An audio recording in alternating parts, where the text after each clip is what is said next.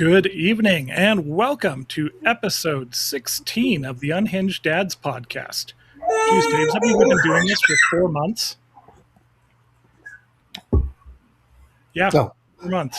Hello, family. Yeah, wow. That's a lot. Yeah. Oh, excuse me. I need my youngest needs attention. He needs a good night. He always needs attention. Yes, Hey, his hair matches your beard. it does. You kid, this is what you're gonna look like in Hey, kiddo. about 20 years. You say bye byes. Give Daddy good nights. Bye-bye, buddy. Give a Say squeeze. bye bye, Snoop Spray. No, I just like to be on camera. Bye, angry child, angry tired child. Yep, well, he's almost 2. Yeah. We're not that far off. October.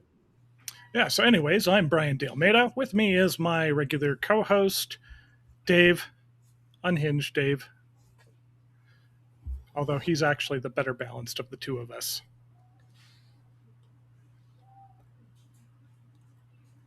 Okay. So, how's your week been? I am slugging through my task list prior to going on summer vacation 2 days after school ends. The delivery drivers for Amazon, FedEx, UPS, and the postal service all hate me because they've been delivering car parts. Oh, yeah. Yeah, the FedEx guy delivered today the package that has the front and rear brake pads and 4 brake rotors for my truck. Those aren't particularly light packages. That package weighed 97 pounds. That's a lot of metal. Yeah, when he rolled up, I walked out of the shop to the truck and was like, "Hey man, I'll sign for it and just grab it here. You don't need to pick that up." Right. He was like, "It really?" I was like, "Yeah." "Are you sure you got it?" I was like, "Yeah, it's 100 pounds. It's okay. Yeah. I can carry it up my driveway." I know the box says it's a 2-person lift, but trust me on this one, it's not that bad. It's okay. It's like, "All right, thanks, man. My back is killing me." I was like, that's kind of what I expect to be baseline for you guys. So Yeah. if I can, when I know I've got heavy crap coming in, I will try to watch and come out and help. And so we're doing that. I cleared pretty much all the weeds out of the sections of our garden beds that needed to be done. I've got other parts that we're now solarizing with 6 mil black plastic for a month to kill everything down to like 8 inches deep in the soil. Yeah, it'll do that. Stuff. You're just going to absolutely cook that stuff. Yeah, well, it was grass. It was knee-high grass. Mm-hmm. It needs to die with a vengeance. Yeah, that's an idea. So, yeah, and figuring out more stuff for the basement. I've got just about all the framing done now for this other section, and I figured out how we can get everything completed at once as opposed to waiting a year or two to buy a vault door. Okay. Well, because vault door, security door, because we've outgrown the gun safe, and gun safes are obnoxious and expensive, take up tons of space. Mm-hmm. And we've got this little long room that's underneath our front porch, so it's all concrete walls. Yep. I think it was set up to be like cold storage or something. And I was like, hey, if we install a vault door on this, we can just I can build racks. We can just use this as the gun safe, slash other valuables. But vault doors are friggin' expensive and heavy and hard to move and awkward to install, etc. Yeah, and I realized that I can get a 3-hour fire-rated commercial security door built for that space for like $1,500, including shipping. So do that. Put in a high security deadbolt, and I'm going to frame the wall in front of it with a concealed door. At a guess, that's going to be a fraction of the price of an actual vault door plus installation. Well, I was going to install the vault door myself, but basically you're looking a minimum 4,000 up to 12,000 for a vault door that'll fit that. Oh, Yeah. Like that was going to be a, well, in a couple of years we might be able to, but the commercial security door is doable under current budget, which means I'm not going to end up finishing out these rooms and then have to go and modify stuff to fit the door in. I can do it all at once. right. And really, the only difference is it's going to be one high security deadbolt, which we're going to do a keypad lock, so there aren't keys floating around. Mm-hmm. Because the whole point is to keep kids from being able to access it. It won't Yes. be quite as secure against burglars, but honestly, that's not my biggest priority. No, the reality is that locks are there to keep honest men honest. Yeah, if somebody breaks into the house and is intent on stealing stuff, that door is probably going to stop them regardless because it's going to take time to defeat. Yeah, and they're not there to spend time doing it. Uh, Yeah, your house does not look like the kind of place that they are going to be finding, solid silver, flatware, and hundreds of thousands of dollars worth of jewelry, etc., etc. no. If they know, I mean, if they know and they're wanting to get pawnable value, they'll hit my shop and steal my tools. Yeah. And if they go into the downstairs of the house, they'll steal my other set of tools that's in that mini shop. Yep. You know, so I was like, I don't see much advantage if it's still fire rated. We install it properly so that the frame's bolted into the concrete. It's about sixes and costs way the hell less, and I can do it this summer as opposed to a couple years from now. Yeah. So Yeah. we're going to do that. Um, what about you, Dave? What have you been doing? Oh gosh. Last week, my wife took some leave because, like many active duty personnel, she tends to stockpile leave because we're always doing stuff, Yep. um, normal stuff, normal at work things, and so she's got lots of time that she's not taking leave. So she took some leave, and we worked together to hang up a bunch of the almost all of the upper cabinets. We have the one that goes over the refrigerator left to do, and then some of the lower cabinets, and level those. And we're gonna install some toe kick drawers because we like the idea Oh of yes. hidden storage that way. Even though it'll You probably guys be aren't going to do the toe kick step stools, are you? no, probably not. Good. Uh, I don't Sorry. know. There's lots of things to figure out, but the Don't listen to the good idea fairy. I know that. Oh my gosh, good idea, fairies. Project creep is the struggle is real, man. Oh yes. We could do this thing. Oh, we could do this thing. Oh, we could do this thing. Fortunately, my father-in-law has been amazing at saying, "Are you planning on living here for 30 years?" Yes. No. Might want to rethink some of those ideas. Yeah, but the contractors have gotten the master bath that we're actually turning into the creature cavern, because we've got the sort of split floor plan where the master suite is on one side of the common area and the rest of things are on the other side of the common area. And we've been since we moved in, we've been in the master suite. Well, we're kind of tired. Like the master bedroom is unusually large, and our brains tend to allow things to fill up with stuff without it getting put away. And so we've decided that we're going to stuff the kids into that section of things. The two walk-in closets are going to be a sleep space for each of the older children. Robbie will be in the main area, and then the master bedroom will be an activity space, and that's where homeschooling related things will happen, and Oh, all of awesome. their stuff will be kept. But in order to be able to move back in, we needed fixtures. Well, the people who originally installed the bathtub did it wrong, so that had to come out. Naturally. Yep. But they figured out that they could put it back in the right way. And so they did that, put in a new surround for it, um, put the toilet back on the flange, uh, and we've picked up fixtures last week. No, this week. That was Monday. Oh goodness. And then they've taken care of that. So we actually have a functioning bathroom as soon as we turn on and reshock and retest the Wow. well. So we'll have water. They installed the utility sink in the laundry room. Fabulous. I love Yep. those.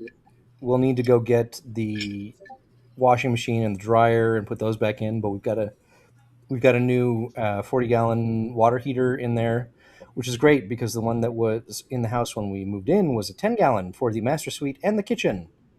And the 40-gallon, It's tiny. yes, the 40-gallon served the kids' bathrooms because that makes sense. Yeah. Again, choices, decisions were made, but they also brought in their enormous floor grinder, and ground down the high spots in the concrete slab, put in the rest of the flooring, and so we're not going to be walking uh, weakness into the laminate that is down, Oh, which is awesome. yeah, yeah. No, that's really exciting. I was going to do it myself because there's not that much to do, but they've got the tool for the job. They've got the big walk behind kind of professional deal, and I've just got a Oh, yeah. little cup on my angle grinder. So Yeah, what yeah. I'm doing in the portions of our basement that I'm finishing out finally is just pouring self-leveling thin set. Hmm. Well, and that was the plan, is to grind the high spots down enough, chip out the bits of whatever the previous people used to patch stuff in, and then pour some thin set to level it. But Yeah. nice, you didn't have to do that. Yes, we didn't have to do that, and we didn't have to pay for it because That's this even is better. most of this stuff is coming through a local charity group who's doing helping with disaster relief stuff. So once we have the kitchen done, and my wife has a 96 for the Memorial Day weekend, we're going to try to set up some childcare options so that um, that actually plays really well into tonight's topic. Yeah. And so I'll get to that. When you have two older ones whose sole job it is to amuse the younger ones so the parents can get work done, it it probably would have gone better if we had, this is technically what's called foreshadowing, set up some better boundaries. So we Also, were not. I know their attention spans. Yeah, yeah, and we don't have things there that keep people amused Yeah. long term. So it we did the amazing part is that we did so well at putting things up at all, and doing so as a married couple, in what is arguably one of the more precision oriented DIY jobs. Yep. um, I think things look great. We need to attach the various cabinets to each other, but they're all hung up on the wall. The French cleat Awesome. notion worked really well. I like to install one big French cleat, and then where the sides of the cabinets would break it, I just go in with that oscillating multi tool and Hmm. cut out a chunk, because then everything was on one piece of wood that was set at once. Yeah, yeah. Well, and we got picked up the laser level, and so able to keep the lines going everywhere. The only one that was at all really finicky was the last piece to put up on the end, the open end, and it was across two pieces of cleat, and so it things were not quite level because I screwed up. Um, it You it don't it meant say. we put a piece on the back of the cabinet and put it up, and then took it down and figured out what was wrong and where the discrepancy was, and then we took things off the back of the cabinet and trimmed it. I got to do a compound bevels on my miter saw, and that was pretty cool. So, Always fun to do new stuff. Well, right. usually. Well, and to do it successfully. Um, Oh yeah, Especially because one of them was like 18 inches long, and my miter saw only has a travel length of about 10 inches. So I had to do a portion, turn it around, swap around. the jig around, do the other portion, and ended up coming out flush. That's It's impressive. nice. It's really thank you. It's really nice when the measurements and the way it works in your head actually translates to reality. Yes, very much so. Yep. Um, oh, two bands I've been listening to recently: Mm. Freedom Call, Mm-hmm. which you should be familiar with, I am. Yeah. and Visions of Atlantis. That sounds familiar. Look them up. I saw them open for Dragon Force a couple of years ago, Ah. and they're touring the U.S. this fall. They're going to be opening for Camelot, so we're going to see them.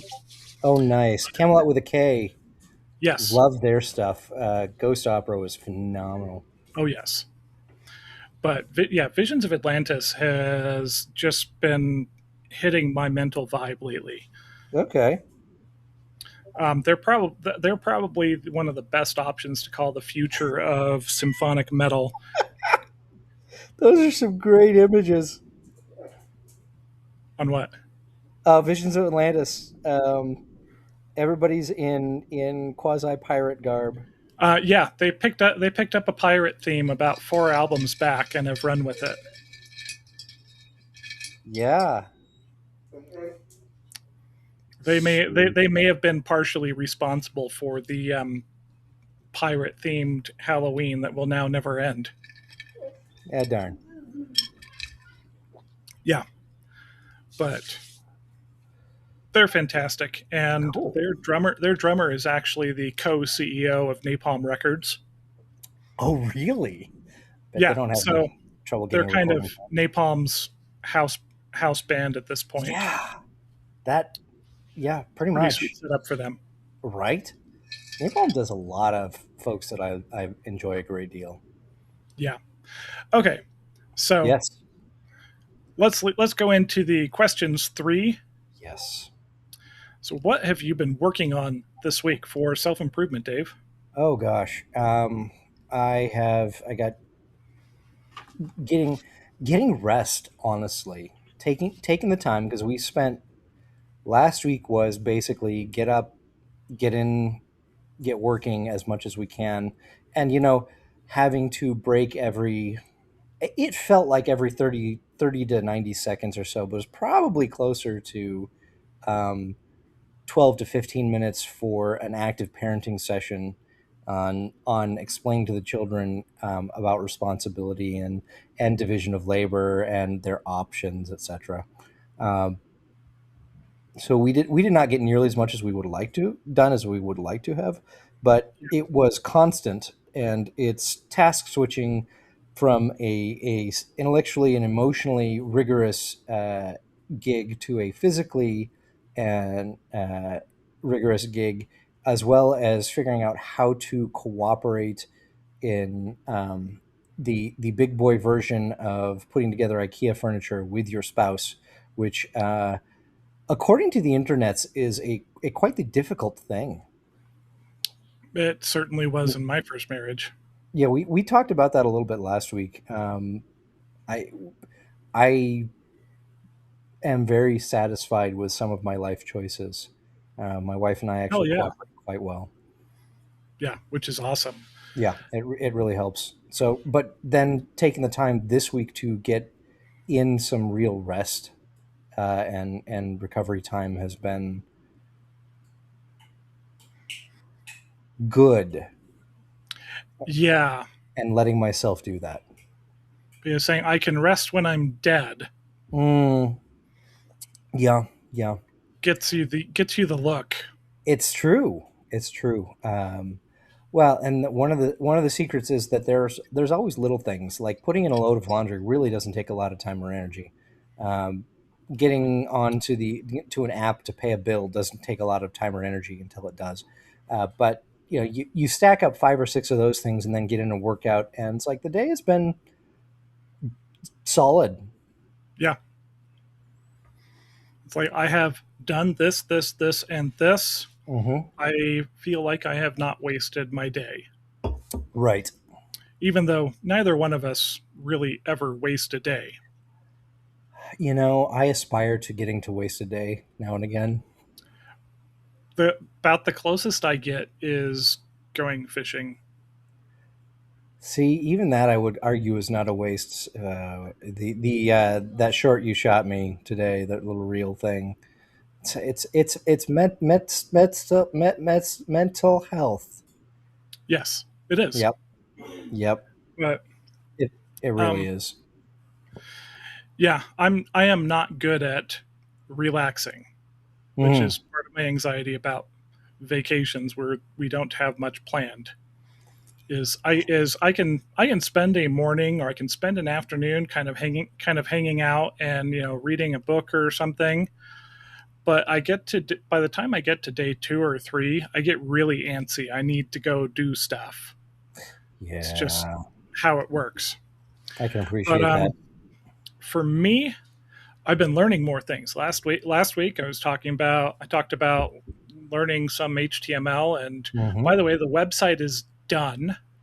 Hmm. Currently, the current website is only on unhingedadspod.org. I'm still waiting for the .com domain to transfer over to the new host because Yep. that apparently takes a week.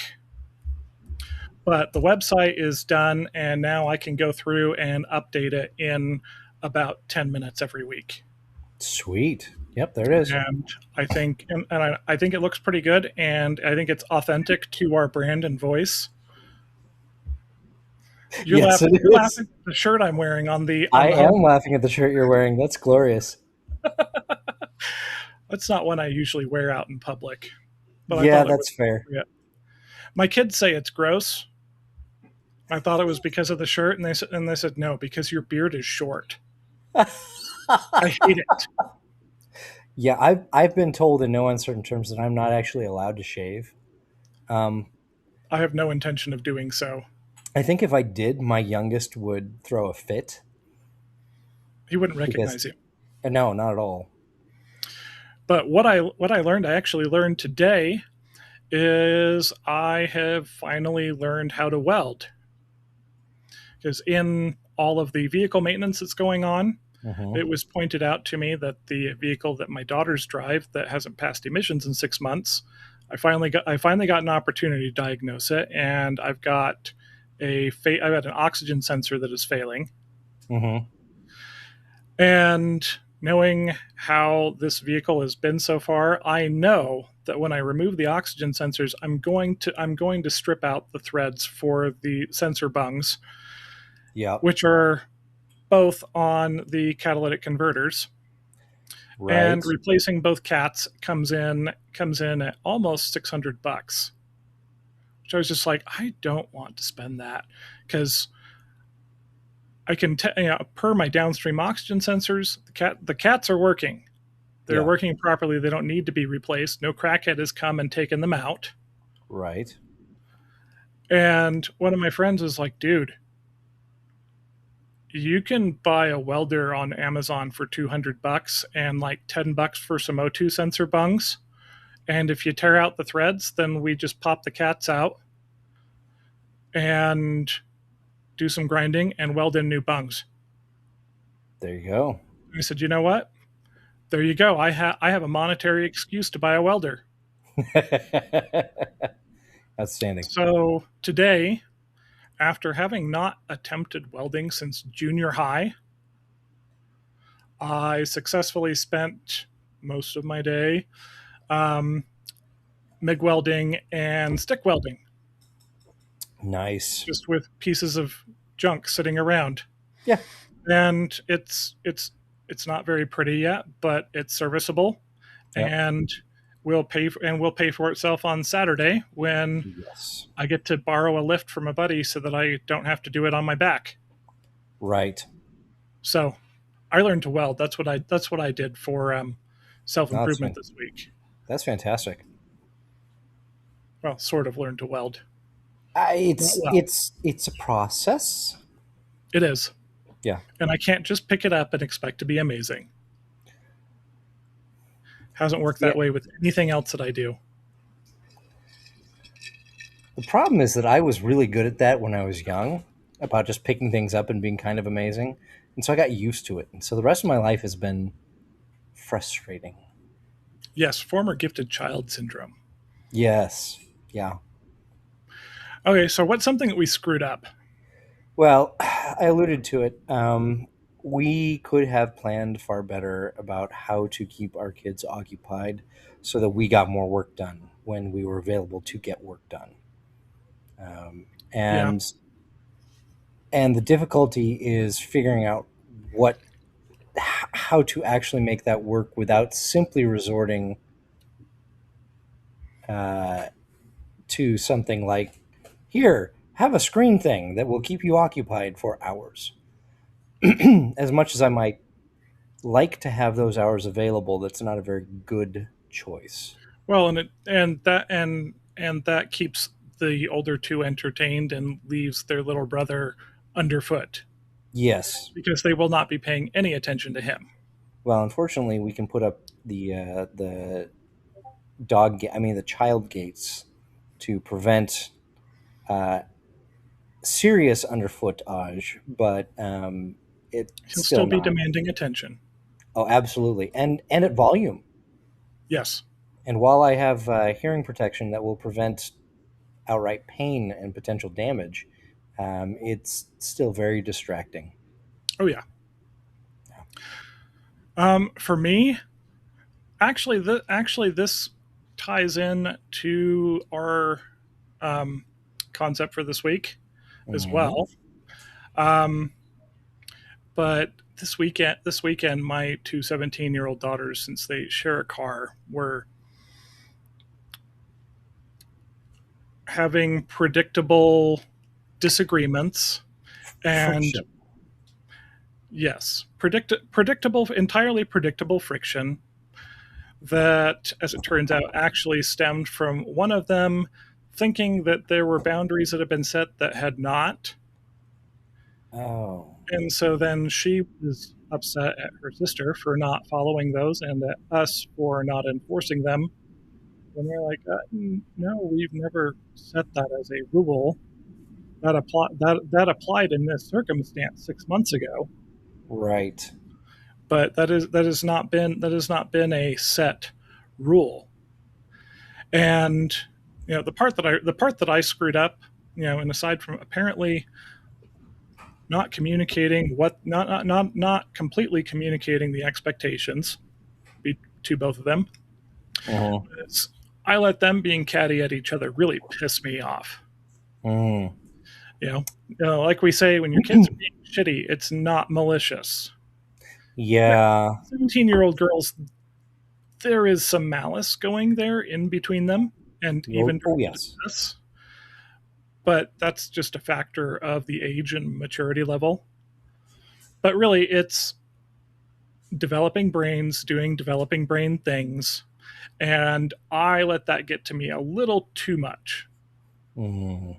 Which I did not go lash out at them. I didn't yell at them, but I spent a good part of Sunday really pissed off, which was not helpful for anything. Although if anything, I work harder and more focused when I'm angry. Spite's a hell of a motivator. I mean, what? Sometimes, yeah, Yeah.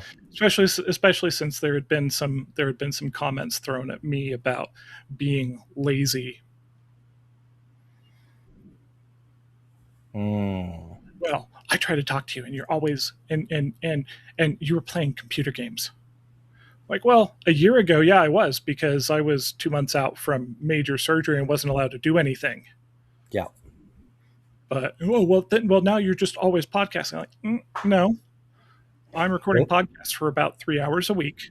Yeah. And yeah, I put a few hours into working on other stuff related to that. But the office door is open and you can come in and interrupt me because I'm not actively recording.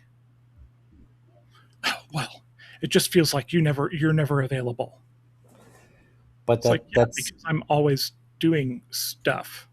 But yeah. yes, you are allowed to interrupt me Mm-hmm. if you need something. But then you seem irritated. I said, sometimes I am. Yep. I don't like being. No one likes being interrupted. I really don't like being interrupted. I that is the thing I struggle with. I was like, but that doesn't change the fact that if you need something, you rather than waiting for a time I seem unoccupied, because the only time I'm unoccupied is when I'm sleeping, you can interrupt me. Yeah. And yes, I might be irritated for a minute, but sorry, I'm human. Yep. So, that's emotional control and some failures to properly communicate expectations and boundaries. So, Well, what's and something that's we did well? what do we do well. Well, I mean, I cooperated really well with my wife in a major home project. We have reason to expect that it's going to go. The rest of it is going to go as well as the first part. Um, that's a good thing. I have been way better about giving myself grace on rest and recovery than I would normally be. Yeah, Um, it's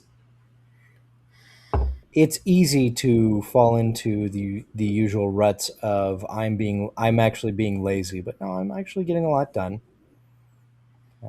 It just doesn't feel like it. yeah, I don't know how that feels. Yeah. For me, I'm gonna go with getting a ton of stuff done. Yeah, I'm Hmm. working on what amounts to like 7 different projects simultaneously, and making progress on all of them, and doing things in an order that makes sense and dovetails in with everything else I have to do, as far as house and kids and feeding people and Hmm. all of that. So I'm gonna give myself a small pat on the back for time management and effectively using my time and getting shit done. Yeah.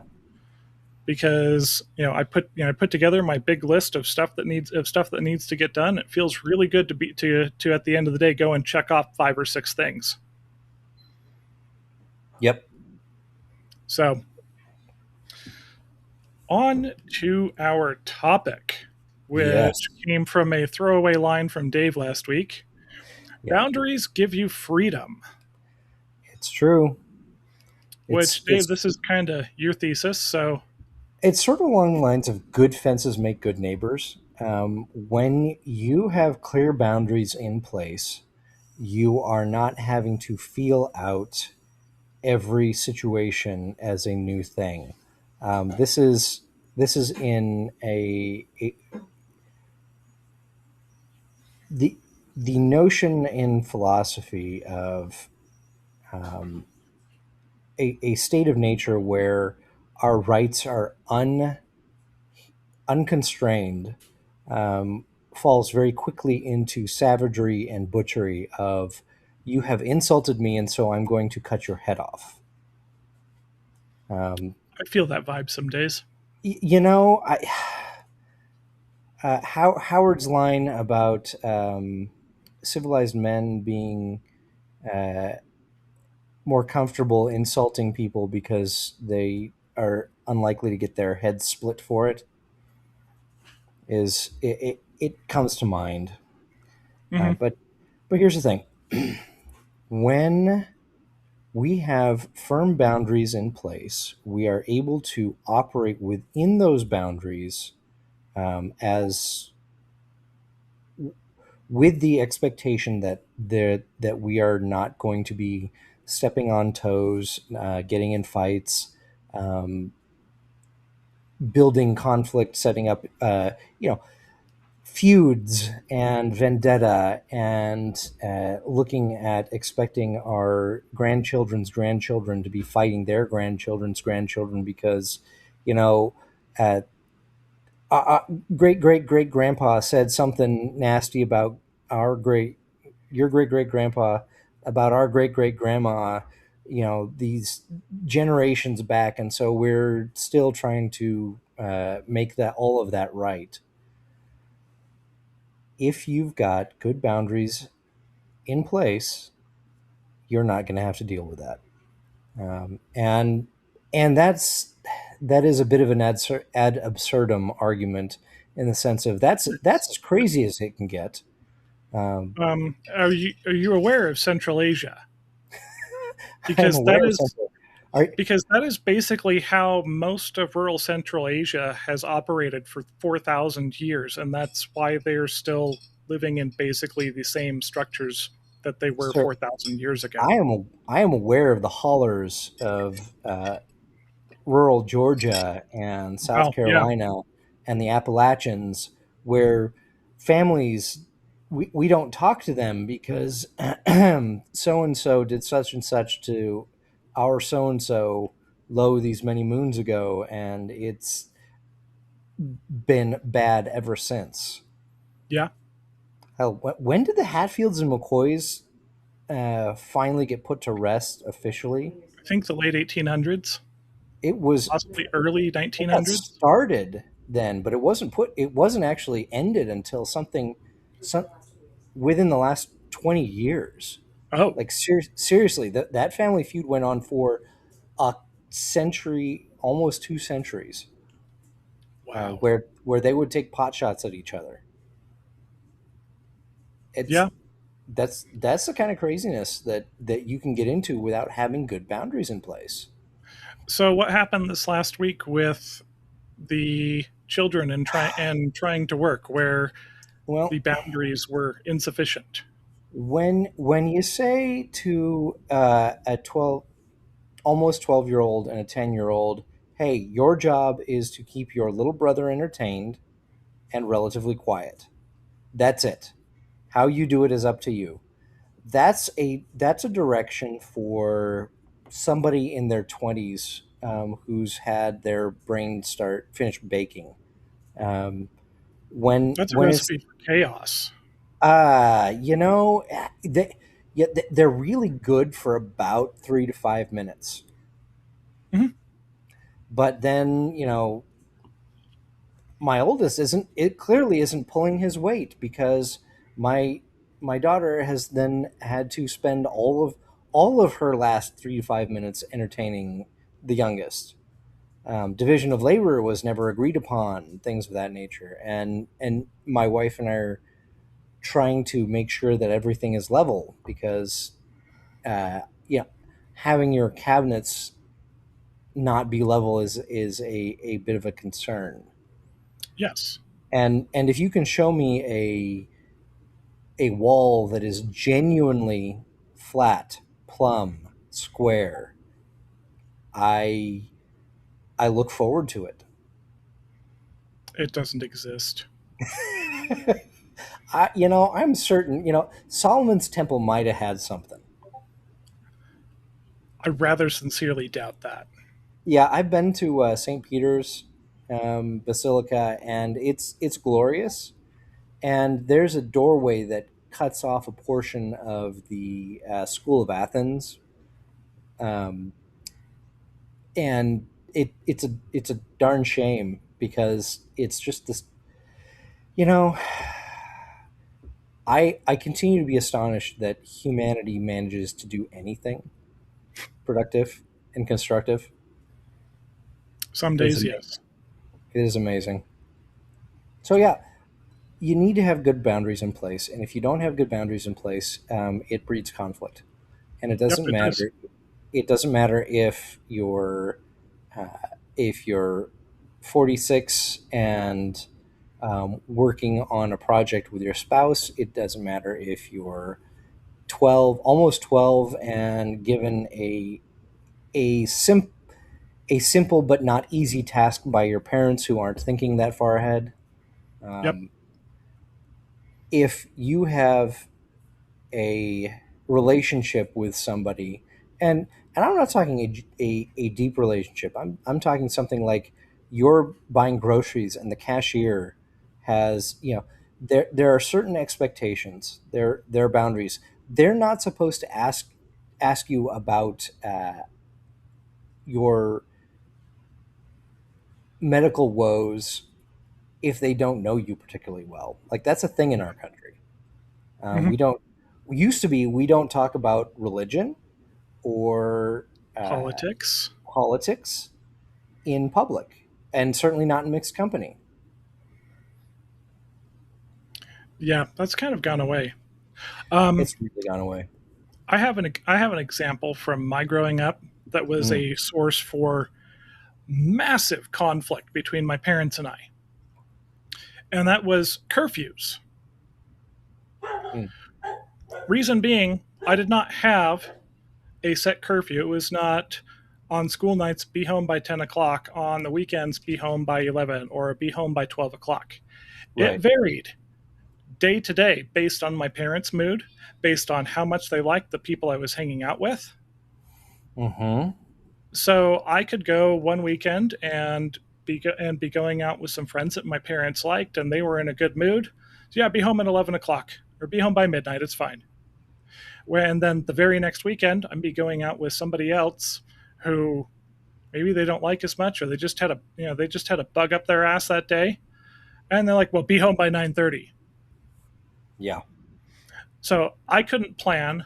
I did not know until I was leaving when I would need to be home. So sometimes we'd plan things where we occasionally would plan things that would take us up into Salt Lake, which is a 90-minute drive away,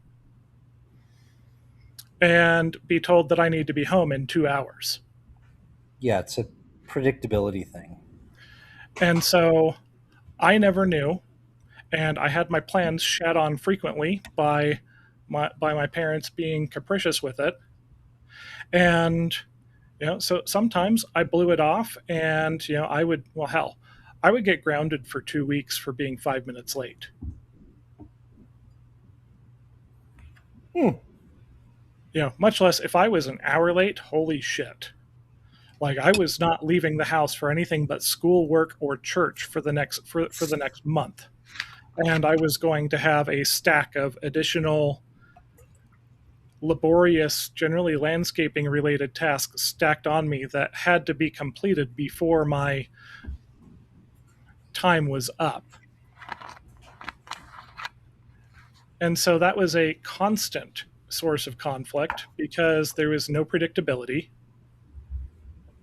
And, for me, felt very unfair and very capricious because how late I was allowed to go out depended entirely on my parents' mood that day. And I could Yeah. not predict it. So, we'd make plans. I'd have a date. We'd be going up to Salt Lake, be home by 9:30. Like, well, shit, I can't go. Yep. Like, we that like I would have to be home about 20 minutes after we get there. Right. And then That's parents would get pissed off because now I'm blaming them for ruining my life. I'm just like, look, then I can't go because that's unreasonable. yeah. And they get even more pissed off. So that was just constant source of conflict that endured from the time I started doing stuff outside the house after 5 p.m. until I had moved out entirely. Mm. Even when I was 22, 23 years old and living at home, working full time, etc., I would get yelled at for getting home from work too late. Well, I got off work 40 minutes ago. Well, we've been waiting up for you. We wanted to go to bed. Like, well, for fuck's sakes, I'm 22, and you have my work schedule posted. You know when I was going to get off of work, and that it was a 40-minute drive home.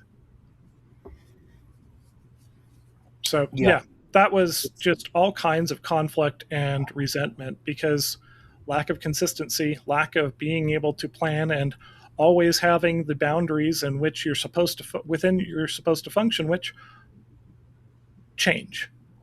what I am given to understand. I don't have citations. I don't have the studies handy, but the most important thing for children growing up, um, after a couple of other pieces like two-parent household, etc., etc., is predictability, Yep, and outcomes are better for predictably bad things. Like that's true. the horrifying thing is a predictably abusive relationship is actually better for outcomes than an unpredictably decent one. Yep, I can attest to that personally. Yeah. Yeah, so boundaries remove the need for constant negotiation and constant anxiety over whether or not you're going to step over the line today that you weren't that has never been communicated to you, Right. which is a reduction in mental and emotional load for everybody involved, both for parents and for the kids involved. Mm-hmm. And I have to admit that this is something I have struggled with teenagers, because coming from growing up in a house that was very strict but also unpredictable, Yeah. I have zero desire to boss people around. Yeah.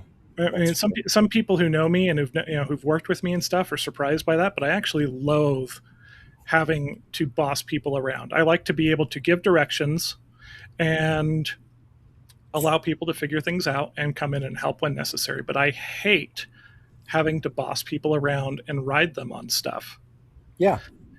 And so I have an aversion to setting firm boundaries and holding to them, because I've tried to, I generally try to approach things in a relatively conciliatory manner of, hey, Mm-hmm. let's talk about this. Let's understand what's going on, and let's figure out how we make things work best.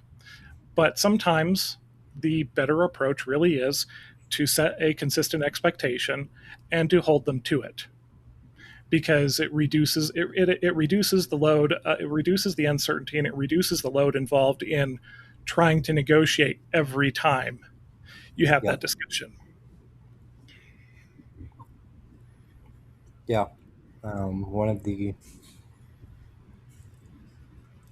of the things I was set up poorly for this because I did not require a great deal of supervision when I was young.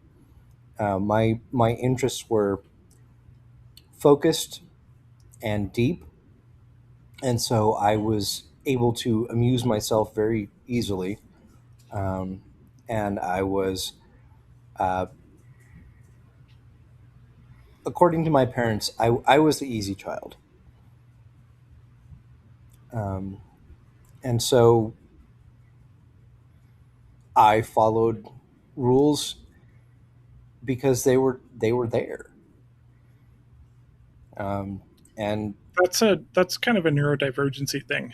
yeah, It's where yeah, my autistic son is sometimes the easiest one, oh yeah, because once something has been set as a rule, that's the rule and that is how we do it, and he yeah, will just do it every yep, time. And every when it time. comes time for there to be some sort of variation, that's when he gets upset, Right, because because he's you very changed rigid. you changed the rule. Why did you change the rule? Yes. Yeah.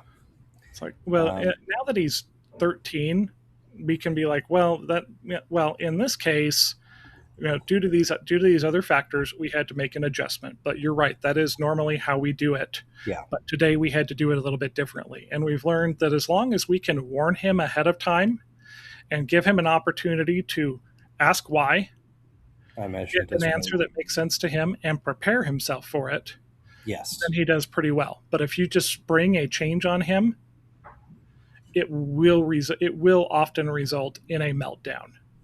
Yep. Well, and it's not the kind of thing that I like about myself, but setting firm boundaries. I tend to be actually fairly conflict averse, and that's a result of my growing up in part. the my formative years, my parents had not learned how to fight well.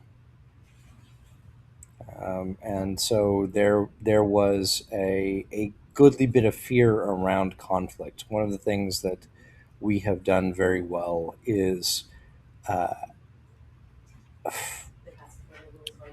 yeah, we have our family rules of argumentation, which have actually been immortalized by a friend in fiction, which was delightful. Um, Where? Tell us where, Dave. Shoot, I honestly don't remember. Yeah, it was one of Dorothy's short stories Okay. about a senior enlisted, basically a chief, a human chief on a spaceship of aliens, given a ride to a place, and having I to think I read deal that with one a few a years pair of ago. alien newlyweds who did not have clear expectations, and being a mentor in how to have conflict and how to communicate well. And it was a delightful little story, and I suspect I think that was actually prior to Raconteur Press being stood up. So it's Yeah. probably in one of the ones that Jim Curtis edited prior to that. But I could not tell you which, and I honestly could not tell you what the title is. But we contributed the our family rules of argumentation, things like um, yeah, if you don't the um, bring up things like the only use I statements. Don't use you statements because you are not in somebody else's head. You don't know why they did something. Um, Yeah. Attempt to remain as focused on the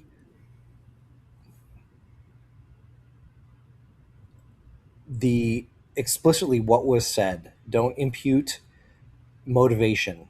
Don't assume thinking that you're not inside someone's head to understand. Uh, when you are stating something about feelings, that's fine, but it's all about I did this, I said that, I feel like this when something happens. Yes. It Yeah, you don't get to be upset when your unspoken expectations aren't met. Hmm. Yeah. For us, I don't know that we've set them in stone so much, but there has been a consistent expectation that you may use whatever words you would like to describe something, Mhm. including my obviously colorful vocabulary that my children have picked up. But they also go to public school, so it's not like they weren't going to learn those words Right. anyways. Oh yeah, you learn those words. But you may use curse words to describe things and to emphasize how you feel. However, you do not use them to call anybody anything. Mm-hmm. You may use descriptors. You do not call anybody anything, and you do not decide what other people's motivations or intentions were. We can very much be in the middle of a situation where you felt like this because they did this, and you feel like they intended for that for how that Mm-hmm. for how that landed.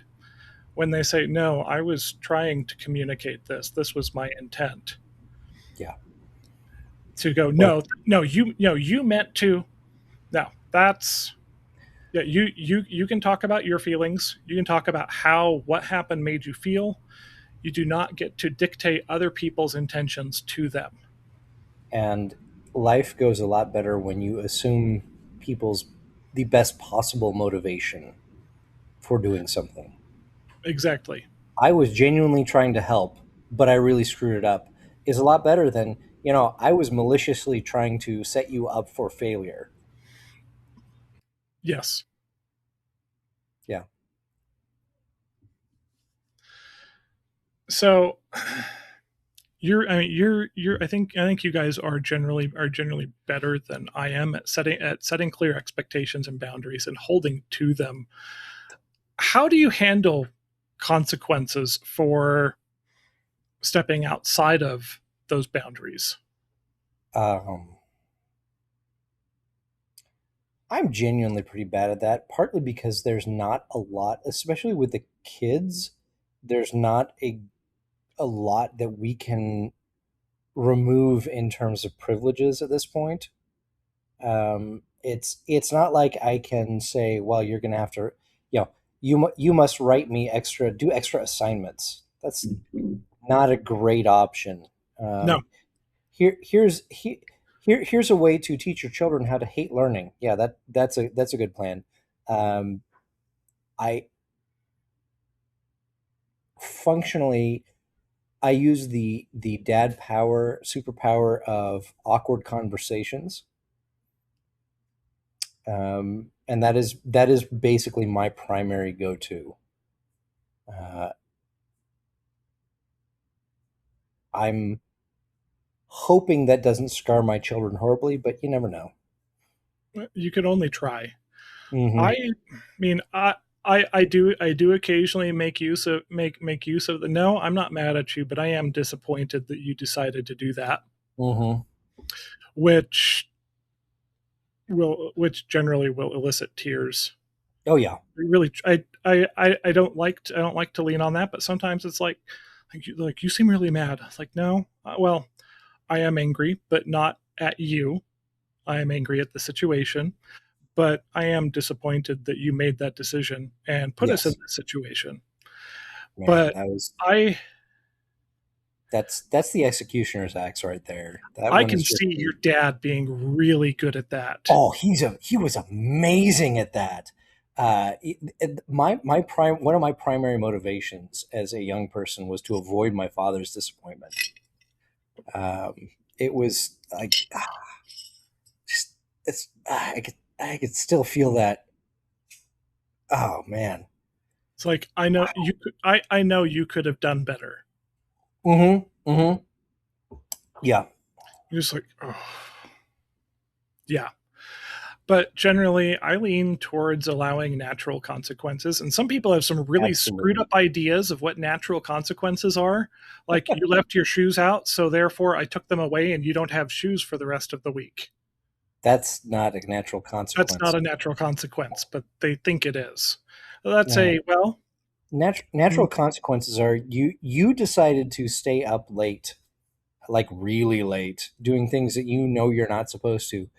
You don't get to take a nap tomorrow. You get to get up at a normal time, and you get to feel like life sucks because you are severely sleep deprived all day yep, because we have things to do, not because I'm forcing you to stay awake. yeah. And like, you got back from the gym at 11:30 last night, didn't get to sleep till 1. No, you're still going to school. Yeah. Ugh. Sorry, you're not staying home to sleep till noon because you chose to stay out too late, or you chose not to do your homework, and now you're stuck doing a quarter of summer school. We've had that one happen a couple of times here. And it's like, I don't need to levy any punishment on you. You failed a high school class. Right. Like, how Yeah. embarrassing is that? And so, yeah, guess what? You're gonna redo that quarter in summer school to get the credit, and Absolutely. you're gonna pay the nominal fee for the summer school. Mm-hmm. Mm-hmm. And I am going to ride your ass every day to make sure that you're on top of that class, Yep. because you have now shown that you cannot handle being responsible to manage your own assignments, and you need some help. Yeah. Time management has always been a thing that I've struggled with, and when I Oh yeah. was young, the this might have been a bit of a clue. I'm certain that Elise would not be at all surprised to learn this.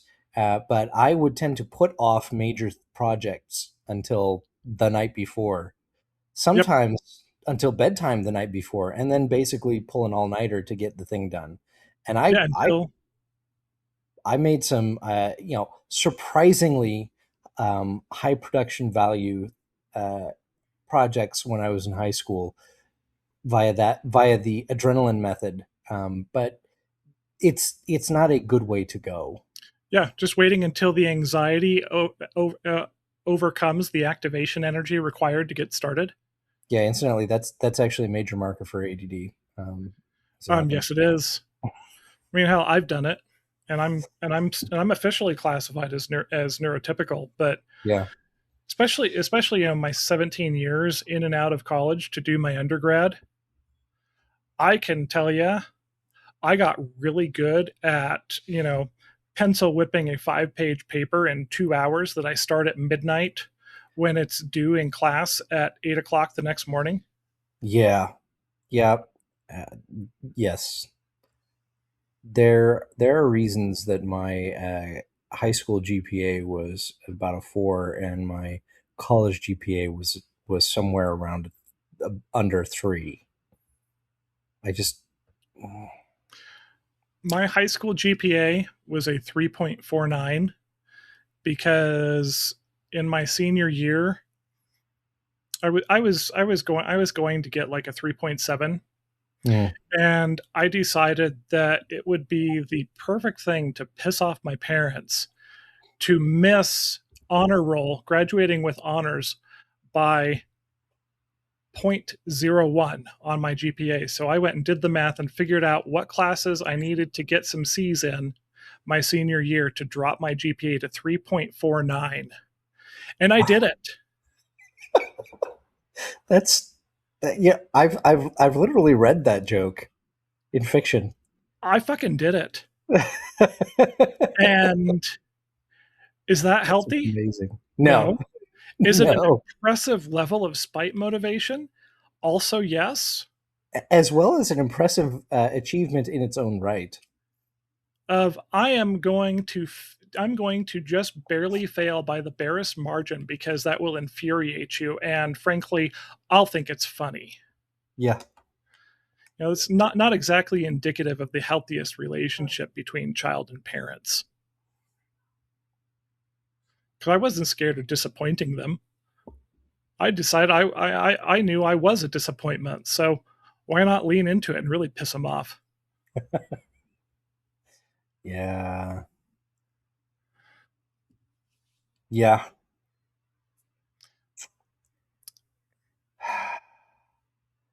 Well, So let's go to boundaries on screen time because that's a thing for everybody. You mentioned it earlier.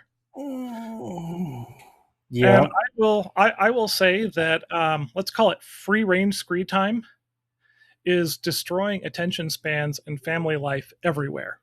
I absolutely agree, and I simply have not had the courage to completely take things away. But it would be a good thing for us. It would be hard, but it would be good. I don't know that just taking things away is really the effective approach, though. I genuinely don't think it's actually feasible at this point. I I could reduce my own use by a great deal, but I do a lot of reading Mm-hmm. online via my phone. But I have the kids doing math and language stuff online, and Mm-hmm. the easiest way to do that is via a handheld device. Yep. Uh, We were talking with our kids because for the next school year, well, actually, as of May 1st, but really it's going to be implemented for the next school year, the state of mhm. Utah has made it illegal for children to possess their phones during school hours. Wow, As in they will be confiscating them at the beginning of the day and they may get them after school is out. that's And there will interesting. be And doesn't serious repercussions up to and including criminal charges for parents. That seems like it would be potentially challengeable. Oh, you think? Well, the kids are pointing at. Do you have any idea how often our teachers tell us pull out your phone and check this or look at this? Yeah.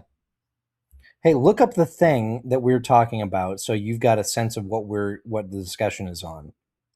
Yeah, they're like, we get told all the time in most of our classes, hey, pull out your phone and look at this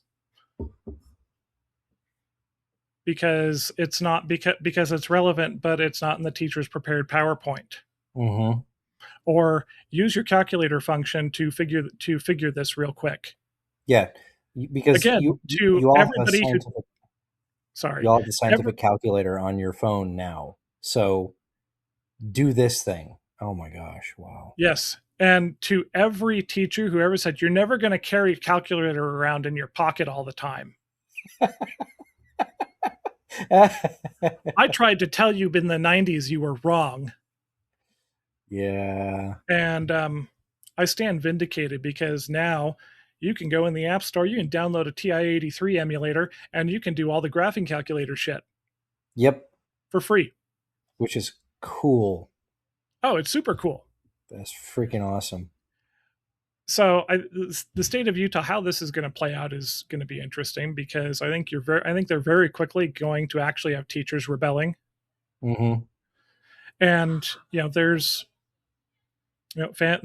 families like mine that have a million things going on in the schedule and occasionally require some coordination and rejiggering of things. Of oh, child A, I actually need you to take the car and pick up child C after school because I have to take child D over to this thing and I don't want to make them wait for 20 minutes for Yeah. me to be able to get over there.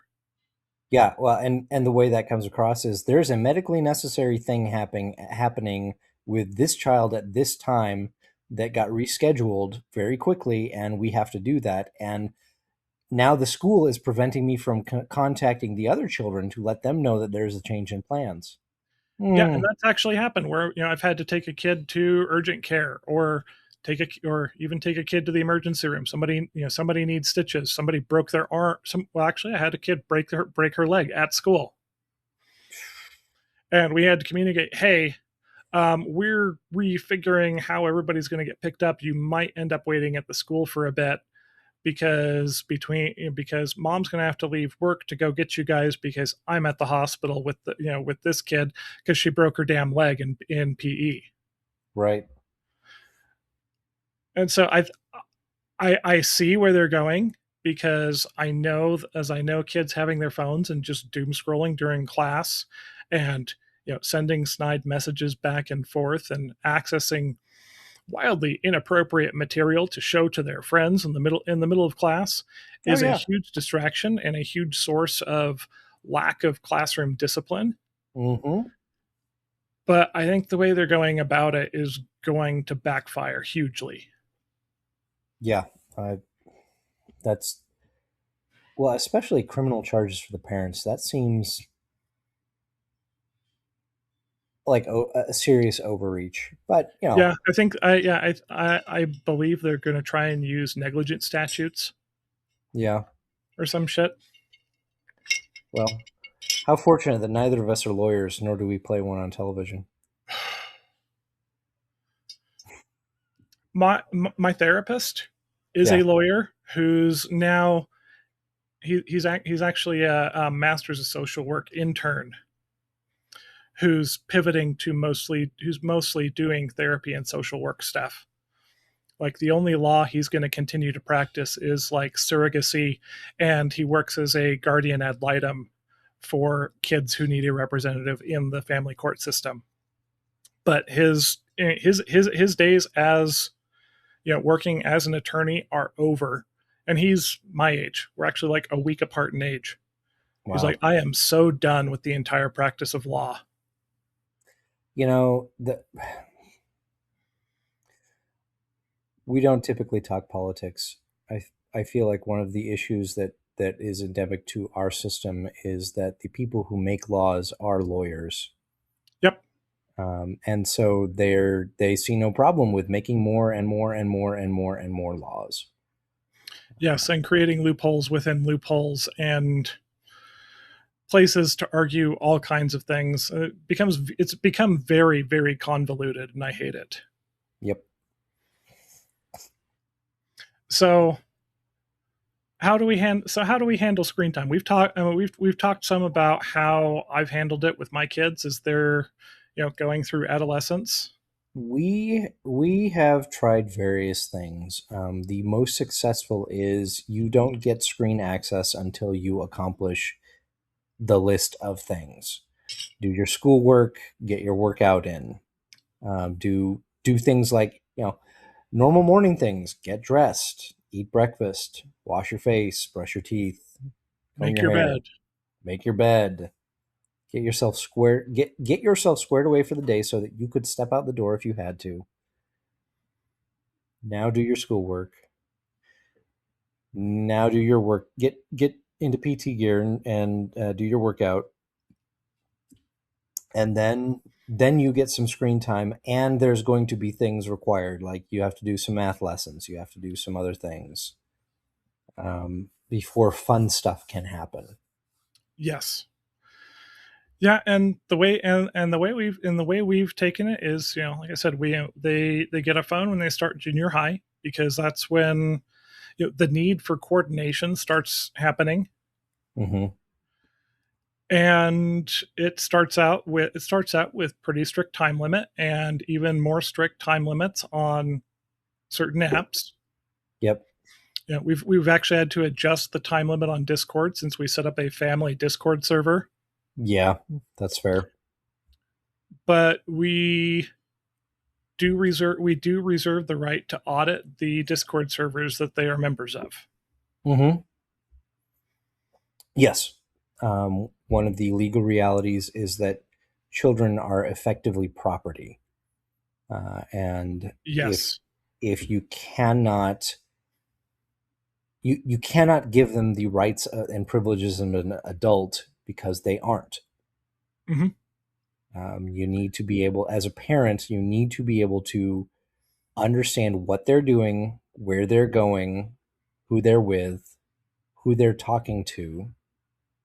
And this is uncomfortable stuff. Like these are things that people don't like to have to talk about. No, Um, they're not. I know low jacking vehicles has been a thing for a hot minute, but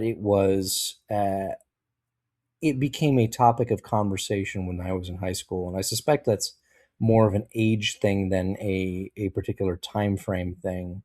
Um, but I know that when smartphones became ubiquitous, it was are your parents tracking your smartphone?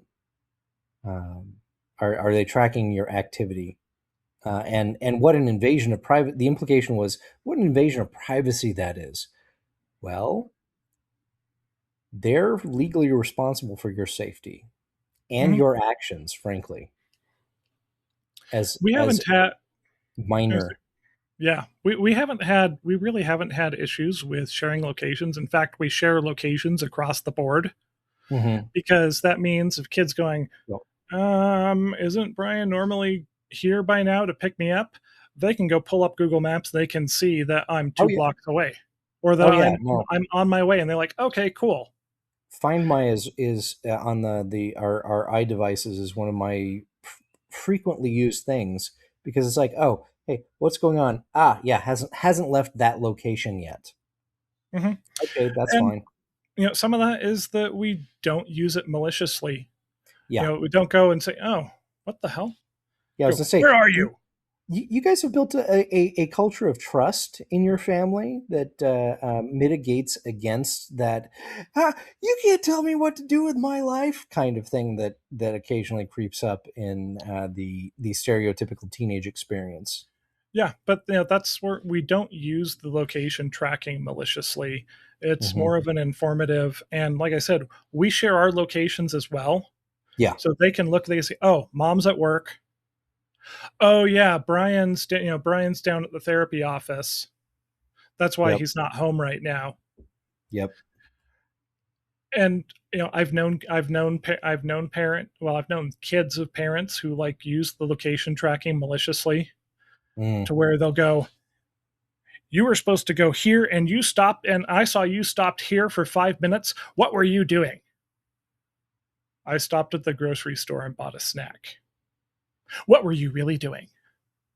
Yeah, clearly has not built a real trust with their child, and that's potentially an issue. We have had some trust issues with our kids because they've got low impulse control and they're very clever, and they've Mm-hmm. figured out ways around the no screens at night, because it turns out parents who are asleep can't tell you no. Yep. And it's We've had some of that. yeah, it's been incredibly frustrating. Um, and so there have been some trust issues, and one of the realities is that I believe it is my job as dad to keep extending trust.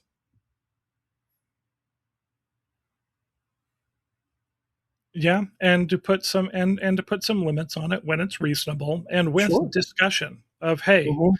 you've shown that you are not ready to handle this. Hmm. So that privilege is being revoked, Yeah, and here are the goals that you need to meet in order to have that restored. yeah, and that's a part that we've not been as good at, is in order It's to hard. restore trust, here are the clear requirements. um, tell you, Yeah, man, sometimes we haven't been able to come up with, okay, these are the things you need to do, yeah, but that's a tough one. yeah, it is. And yeah, so our approach, one has been to try to build trust by, like, also sharing our locations. Yeah. I did have to go and block Roblox at our router. Yeah, that's unfortunate. Roblox should be awesome. But And it's Roblox is full of predators. yes, it's not a good place for kids. No, and but of course, there's lot Speaking of there. poor There's boundaries. Yeah. Well, there's lots of things that are really attractive to little kids. They kept finding ways around it until I went and I found you know, the entire range of IP addresses for Roblox and blocked them at the access point. Hmm. Yeah, And the kids don't know it, but the router was replaced a year and a half ago, and I did not go back and set that up. But but they've nobody's gotten been used to on not doing. Roblox. Yeah, Yeah. So, but we try. They start out with pretty heavy restrictions, and as they mature, and it's been at a different rate for each kid because they all sure. mature differently, Yep. we roll back those restrictions, because the whole point is to get them to where they can manage having, you know everything in the palm of their Hmm. hand as a functional adult going off to school, Yeah, or yeah, doing whatever they decide to do after they graduate from high school. and make wise decisions while doing it. Yeah, because we have seen that kids who had very, very, very limited screen access go out of state to college. You ever notice that the kids with the really strict parents were the first ones to jump at going out of state for school? Oh, absolutely. Yeah. And as soon as they had their own phone that they had control over, Oh man, they trip and fall into brain rot for a quarter and fail a bunch of classes. if my folks, yeah, hmm. I mean, I've seen people's kids do that in the last 5 years. Yeah, yeah, because they have no defenses. One of the things that we have done with our kids, that we are continuing to do, is to talk about things like ads, is to talk about things like, um, shoot, you know, they will occasionally ask a question, and my wife and I look at each other and go, "Where did you hear this? Hmm. Because this makes no sense to me." I saw it on a video. It's like, okay, let's talk about that. Shoot, there was History of Everything podcast we've talked about a little bit. He had a short recently where he's like, he pulled up a thing, and it was a somebody talking about at Anne Boleyn's coronation. There was somebody collecting her feces to send overseas to reasons, and he was like, "Yeah, this is there's nothing to support this." And this woman had a terrible life, objectively terrible adult life. You don't need to make crap up. Her life was sensational enough. Yes. Um, but that's that very reality of people just there is no vetting on the interwebs. Yep. Um, I sure hope that people who are listening to us will go and look stuff up for themselves, try things out for themselves. Uh, don't simply take our word for it. Yeah, that's part of the disclaimer at the end of the show is, do your own research and consult a local expert in the field Yeah. before acting on anything we say. Yep. Because I mean, well, hell, we don't claim to have all the answers by any means, nor do we claim to be getting all of this right. I've got a lot of answers, but just because there's a solution for a thing doesn't mean it's necessarily a good solution, and it may It just doesn't work mean for it's the us. only solution. It's true. What works in my family may not work in Dave's and may not work Yep. for whoever's listening. Yep. So, what about like intentional family time? If you put any roadblocks around, hey, if we're going to go play a game or we're going to do a movie night or whatever you're going to do, your phones go away. Yeah, You I'm tried that? actually the worst offender because I get bored easily. I'm terrible at watching movies. Mm-hmm. I will We sit kind of there and start looking at other stuff or related stuff to it. Whatever pops into my mind, I'm half watching the movie and I'm half, researching absurd shit. yeah. One of the things that we do is we're trying to introduce the kids to a lot of the movies that we've liked Me through too. history, and I am more likely to watch those than to pay attention to those than something that I have never seen before.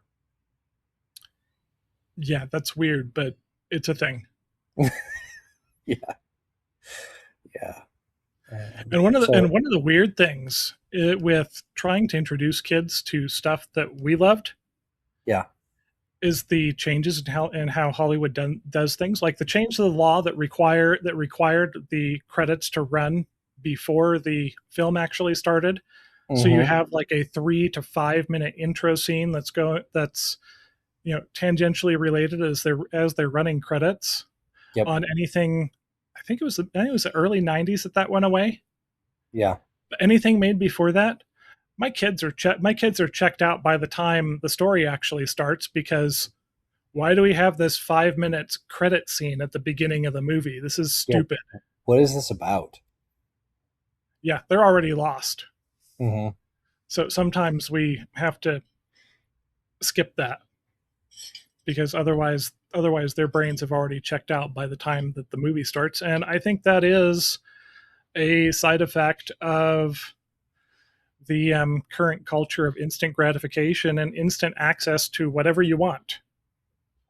Man, Louis C.K. did a bit several years ago at this point when internet on airplanes was a new thing, and his seatmate was grumpy about how long it was taking. The line was, "Give it a second, it's going to space," because it was all satellite based. Yeah. Like it has to the signal has to go for miles, get bounced off of something, and then go back down to the rest of the world. You need to be a little bit patient, and I remember that from the early days with my blazingly fast 28.8 baud modem Oh yeah. that Occupy. I remember. Oh man, I I still don't understand how I managed to talk my parents into getting a separate line for the computer, but I did it, and I think Yep. it had to do with researching stuff for school projects, um, which Absolutely not for StarCraft. I okay. I didn't actually play a lot of StarCraft. I didn't mind StarCraft, but I didn't play a lot of StarCraft. The online thing the online thing was not as impressive to me as really good single player stuff. Uh, but times change. Yeah, you're supposed to swallow that, and not inhale, there, Brian. Shh. Having said that, karma will bite me shortly. Hmm. Yep. Uh, but the instant gratification thing, I feel that. I really feel that. Um, the fact that I can spend most of a 12-hour drive with good enough reception on my phone to keep a podcast going streaming, or even a video through lots of the country, is just, it's It's amazing for people. insane. It is it it's science fictional for those of us Yes. who remember the days of torturing robots to connect to the interwebs. I've always maintained that the old modems were the sound of robots having sex, I could see which that. which I maintained was the root inspiration for dubstep.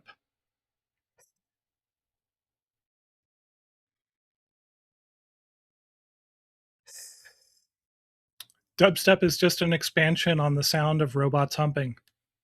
You know that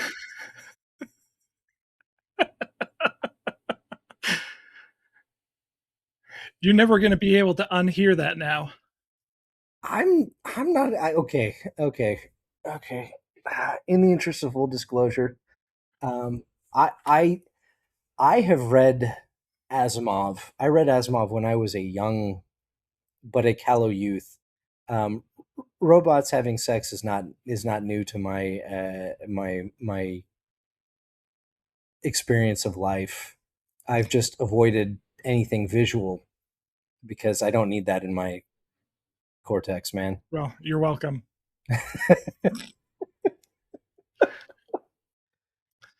So yeah, I mean, there's the balancing of freedom and responsibility, trying to Yeah. grow them into people who are able to manage all the distractions in their pocket, Yep. and also trying to make sure that they're safe and make sure they're not exposed to some of the stuff that can be deeply scarring for developing brains. Yes. And it's a tightrope to walk, and I think it's going to look a little bit different for every kid and for every set of parents. Yeah. Exactly, how your family functions. Maybe you guys have a small enough household and you have enough predictability that you don't need 12 and 13-year-olds to have phones. For me, it's become quickly essential for enabling communication and enabling logistics when we have to make changes on the fly, which is at least once or twice a week. Yeah. Something comes up or something gets changed or something runs late, and we have to make adjustments. And Yep. that's one of the reasons that I'm the one managing this, because I do the on the fly adjustments really well. Hmm. Yeah. We like to say that our family motto is Semper Gumby, always flexible. Yeah, it's true. So this is where you riffed on this topic a little bit last week. But what about boundaries and social settings? How do good boundaries make social interactions more comfortable? Well, this is one of those things where I think modern life has done us a disservice. I think when there were taboo subjects, you could have friendships, have or even just acquaintanceships that were meaningful and useful, without having to worry about how someone felt about this topic or that topic. Or bringing it, you didn't have to worry about saying the wrong thing in the same way you kind of have to these days. Now, we're ignoring a lot of that because we frankly just don't care. Yes. There's not a lot that people can do to us. Um, I live in semi-rural West Texas. There's there's just my neighbors know I have a giant dog and kids who are occasionally shrieky. No one's really worried about that. Um, but if you if everything is a topic of discussion, then it becomes very difficult to separate people from their opinions. And Mhm. if their opinions are not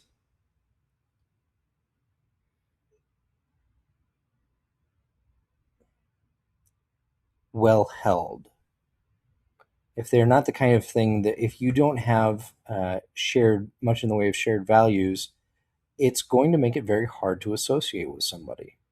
Well, hell, for a long time, you were able to say we see the same problem Mm-hmm. because our values do in fact align, in that we identify the same problem, just we differ greatly on how we think it should be solved. Yeah. To modern, to so much of modern culture, you're almost required to mutter the correct shibboleths before you can be accepted in any way. That's a good word. You have to say, well, I hate the president. Right. I have to preface whatever you're going to say that could be seen as praising him in some way, saying, well, look, I hate the guy, but he's not completely wrong on this. Right. I hate that. I don't do that. I You know what? I don't. Sometimes the other podcasts I go, I, re- I really don't love the guy, but Yeah. he's got it right on this. Yeah.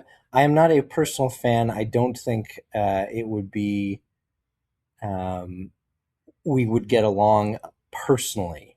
And Yeah. also, that's about as close as I get. I honestly am thrilled that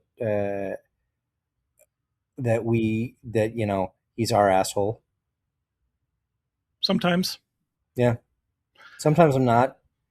but I'm not one for demagoguery. Mm. But it's that whole thing of like in order to make sure that you aren't ostracized, you have to preface things with I can't think of a better term than shibboleths, Yeah. No, it's a perfect one. in order to maintain your acceptability within society. And frankly, that's Yeah. bullshit. Yeah. And frankly, left, right, center. It doesn't matter to me. I will give you my opinion, but I'm perfectly fine not giving my opinions to people I interact with every day. Yes, I'm perfectly fine to say, oh, hey, you know what? Um, I see that that we differ on this subject. I'm not going to talk about it. Yeah. I'm not going to talk about what I've done to tune my 3-gun rifle to have functionally zero recoil on 0.15 second double taps to somebody who doesn't think that people should own guns, Right. because there's no need for contention. Like I'm perfectly okay to not talk about my gun nuttery Right. with somebody who I know that whole discussion makes them uncomfortable. Yeah. I don't need I do not need to declare myself a fan of Randian enlightened self-interest every time somebody says, well, I think the government should do this. Right. You can just let that slide, and you can go on and continue with the positive points of your point of interaction with them, rather than unnecessarily introducing friction. Yeah. Which is where you were saying last week. You find common interests and unite around those common interests. Mm-hmm.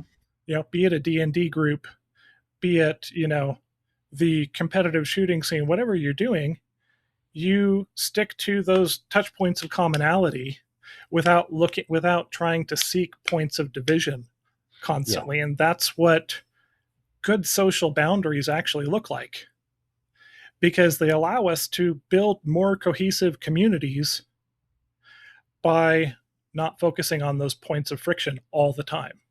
Yeah. Which if you're watching most media, that is all they ever talk about. Right. It's like the entire point is to divide and conquer people. Yeah. Well, people who are busy fighting each other are easier to herd. It's true. But even Um, even taking away the context of the modern socio-political lack of discourse, mhm. guardrails make for safer roads. Yes. You focus on your point. You focus on your points of commonality. You follow the generally semi unspoken rules, and everybody gets along a whole lot better. Yeah. I go back to a friend's wedding a few years ago, where he invited us to his wedding, and I said, "Okay, what's a dress code?" He's like, "Oh, wear whatever." So, showing particularly poor taste on my part, possibly. I'll admit that. I wore my Shirt Storm Space Babe shirt, which, if you guys are lacking the point of reference here, you remember, I think it was back in 2014, the ESA landed a probe on a comet. Yep. And the engineer who was primarily responsible for programming that whole evolution was a guy who was wearing a shirt that was custom made for him by his friend. That was the print was composed of like 1950s pulp sci-fi babes. Yeah. And the internet went insane over how Oh this yeah. guy's a misogynist and blah blah blah blah blah. And as it turns out, in the backlash to that, his friend who made him that shirt actually ended up buying every bit of that fabric that was available in the world, and made and sold thousands of shirts. Oh I yeah. have one. Yep. But he said, wear whatever, it's not a big deal. We're like, okay, this is casual.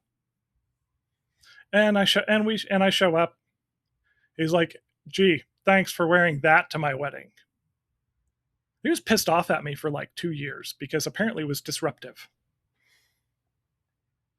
And Probably I'm what like, happened at a guess, probably what happened was his mother or his bride's mother or grandmother, probably even more likely, saw it, made some snide comments to them about it, and it was a stink at family things for a while.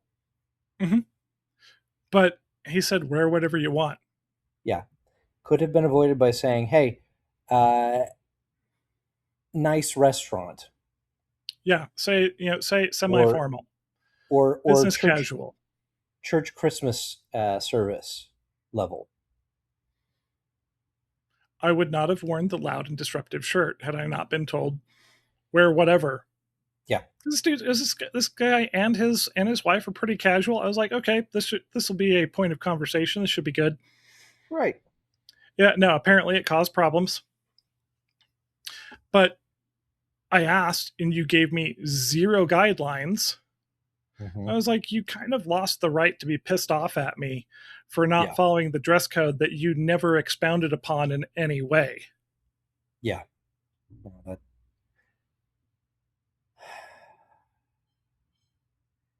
and Guardrails yes, make for safer roads. yeah. Good fences make good neighbors. So I think we've both alluded to this. Why are we as modern dads tend to be a little skittish of setting and enforcing firm boundaries? There are okay. My brain tends to catastrophize. This is one of those things that I struggle You don't with. say. Yeah, weird, right? Uh, and so there are a number of stories where a, a child who was pissed at dad has lied, and it's literally ruined his life. Lied to authorities about uh, things. Stupid Um, things, usually. yeah, stupid things. There's a reason that my wife and I refer to the teen years as being biologically insane. Uh, when your limbic system is functionally what's driving most of your decisions, things are not going to end well. See also Romeo and Juliet. Yeah, which you must remember were, I believe, 14 and 16-year-olds, Yeah, which suddenly makes the whole story make a hell of a lot more 14 sense. and 16, 12 and 17. It's hard to say, They were teenagers they were teenagers doing in teenage things. Renaissance Italy. Uh-huh. That's why the whole story is so fucking stupid. Yeah. Yeah, this is an object lesson. This is a morality story in how to not make poor decisions. See Yes. what they did and choose the other options. There's a cartoon that my older kids are really into You know? that I think is kind of obnoxious, but there's one bit of it that is funny as hell. It's Big Mouth.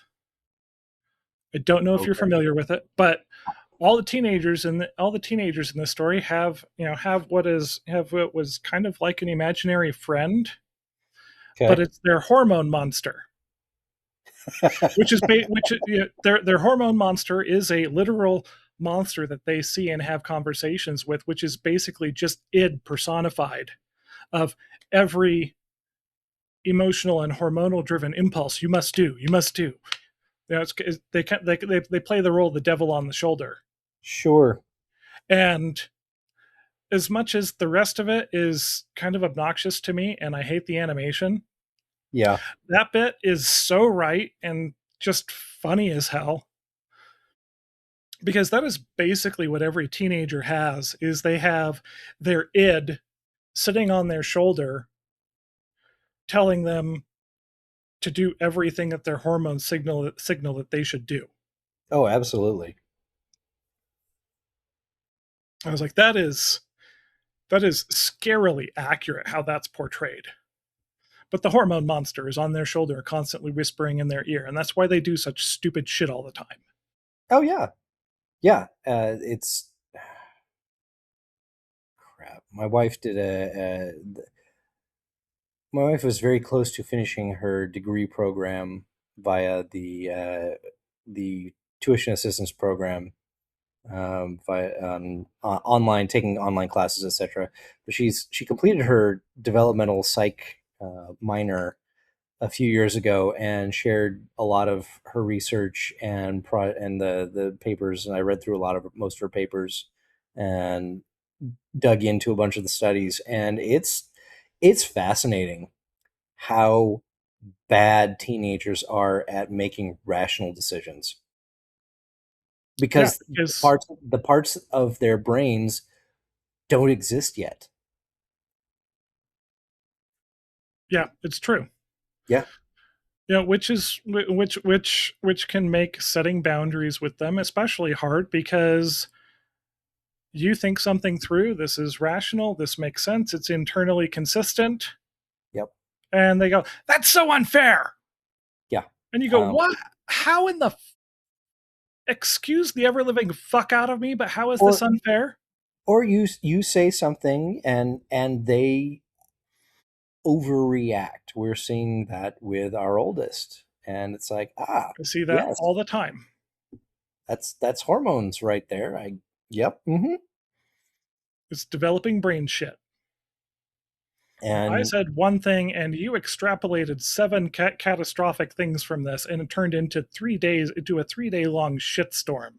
well, and it's my wife quips about you've already made a bowl of ramen today. You don't get another one for dinner. You can have a cheese stick, and it's like, hey kid, take a deep breath. Is your mother saying that that's all you get for dinner? No, not really. Yeah, she's busting your chops, man. I may have similar experiences on a regular basis. I yeah, I've got years to look forward to. What should I eat? I don't know. We got a whole bunch of this left over. And they walk out of the kitchen, stomping. Or I thought you were going to eat. Well, you said to eat this, and I didn't want that, so I guess I'm not going to eat anything. It's like, holy shit, no, no, no. I did not say this is the only thing you can eat. I gave you, you asked for a suggestion. I gave you a suggestion based on, Yeah, I know you liked this when we had it for dinner 3 nights ago, and there's a whole bunch of it. Go eat it, please. yeah, That was I, not, well, you may eat this and nothing else. yeah, yeah. Cleaning out the fridge tonight is a great thing, but it there's always a little bit of friction that comes with it because, well, I don't want to eat any of those things. Yeah, well, I'm not actually cooking anything else, so anything new. So feel Yeah, free to scavenge as you will. yep, Yeah, yeah. Hormone monsters. I'm telling you, it's 100% accurate. it, it's true. Dang, and yeah, I agree with you. Having run a quick search on that, that is a ugly animation style, but that's how the American animation has been running for the last several years. Is it's all hideous. Yeah, I hate it. Even the stuff with decent storylines like Gravity Falls, good writing, terrible animation. Animation was one of the reasons I could never get into Adventure Time. Yep, yep, I was just like, this looks like shit. yeah. I wanted to, and then I saw it, and I was like, why would I watch this? We were spoiled as children. That's why. Well, and then there's anime, which is pretty. Yeah, absolutely.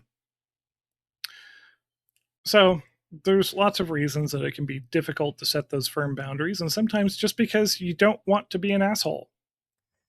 Yeah, But I, reality I is that sometimes as a parent, sometimes you need to be a bit of an asshole.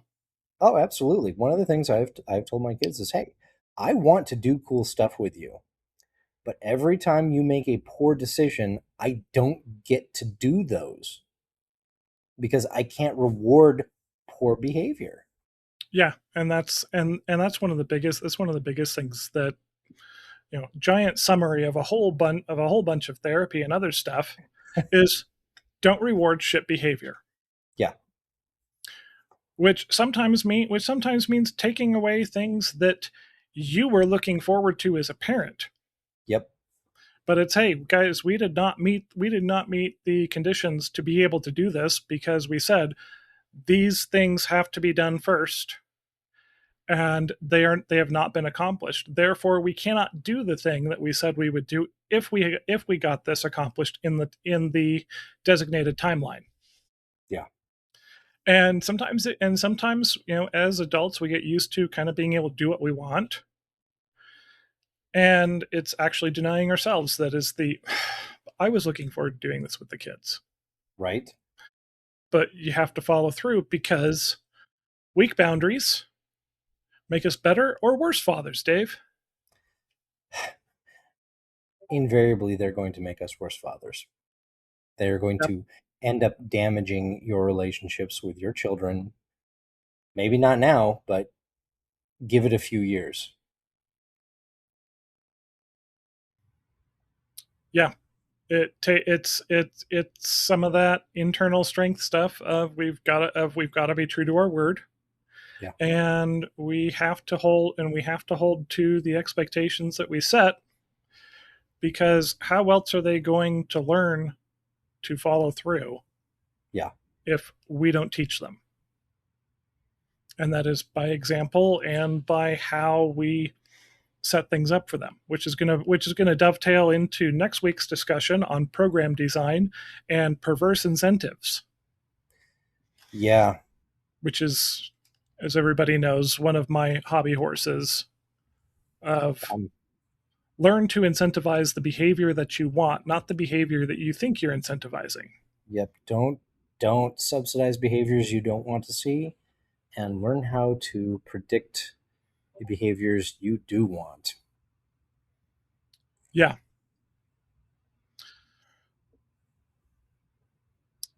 So boundaries set you free Yep. because it gives everybody a defined framework to work in. It gives them expectations that they can act on. They can make future plans based on those expectations and expect to be able to follow through with them because you are consistent in the boundaries that you set. Yeah. Now, I do say that with a caveat, and that is reasonable boundaries. Yes. Because we all knew kids, I was one of them, with extraordinarily strict parents. And Dave, what did those kids learn from their extraordinarily strict parents? They generally learned that they were going to get hammered regardless of what they did. Yep. And so we learned to lie and cheat and be deceitful Yep. because if we got caught, we were probably going to get our asses beat anyways. Yeah. And it didn't matter if you were 30 seconds late because you hit every red light getting home, or an hour and a half late. It was going to go poorly for you. You were going to have all your freedom restricted, and get a bunch of extra work dumped on Yeah, your so I plate. said fuck it, and I rarely showed up 5 minutes late. If I was going to be 5 minutes late, I was 30 minutes late. Might as well take my time and enjoy my last 20 minutes of freedom for the next month. Yeah, But that doesn't seem like a good plan. no, it did not work out well.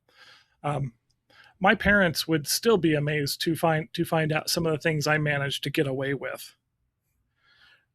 But so yes, boundaries, but reasonable ones. Because if you reach the point that your kid decides that you're just unreasonable about everything, what you're going to teach them is how to be deceitful and how to get around everything, Yeah. which is the exact opposite of what you want them to learn. Yep.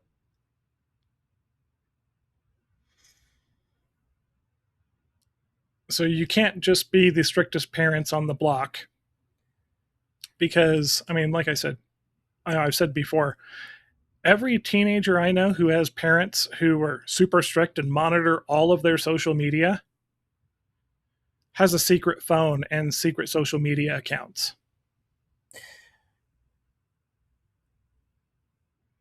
Yeah, don't do that.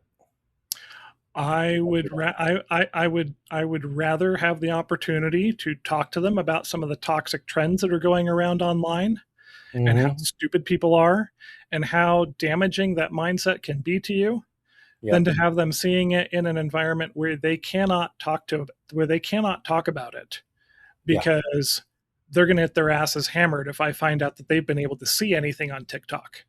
Where the only people they're going to talk to about it are their peers, and so they're only getting the opinions of people whose judgment is equally poor. Yes, who are also biologically insane. Mm-hmm. So yeah, that's my one caveat on setting boundaries is if you try to go too strict, what you teach your kids is how to be really good at lying. Yeah. And that's not a great thing for them to learn. It's really not. It makes it very, when you catch them at it, and you will.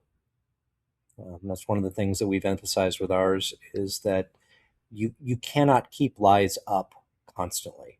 You cannot feed the lie long enough to get away with something permanently. I did plenty of times.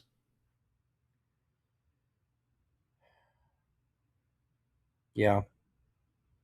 Believe me, there are things that my parents would find out that they would flat out say, "No way you did that." And I'll go, hell yes I did. I knew how to distract you guys. Yeah. Because if I did everything perfectly, they'd get suspicious. But if I made if I made small mistakes of the sort that they expected of me as their greatest disappointment, they were focused on that. I could get away with much bigger shit in the background as long as I was quiet about it. Yeah. No, that's fair. Your kids are smarter than oftentimes you'll give them credit for. And if you've incentivized being devious for them, they will get very good at being devious. Mm-hmm. Because nobody knows better than your kids what buttons to push on you. Yeah. What is going to draw your ire, what is going to draw your focus. And they will use that against you if you are the unapproachable mountain of authoritarianism. Yep. And that's where we get to the difference between authoritarian and authoritative parenting. Yeah, you are the authority. You have to be authoritative. But being an authoritarian is relying on your position to enforce their behavior. Well, yeah, and using that position for purposes of fear and intimidation. Yeah. And nobody loves somebody who keeps them in a constant state of fear. Well, they may, but they also resent the hell out of it. Yeah. And I'm telling you that from personal experience. That's when you have the friends who say, the best thing I can do for my parents is to absent myself from them. And that's not where you want your kids. You don't want them saying that about you. That's where I am with most of my extended family at 43 years old. Yeah. So, yeah, you've got to set boundaries. You've got to be consistent with them. You've got to actually enforce them, and it's hard because you love your kids. You want to give them the benefit of the doubt, and you should generally. Yeah. But there has to be an understanding that some things are not negotiable, and that while you will help them deal with the consequences of their actions, you can't always protect them from the consequences of their actions. Like I said earlier, you just did not do your final project for this quarter, and you got an F. So now you're going to do the summer school.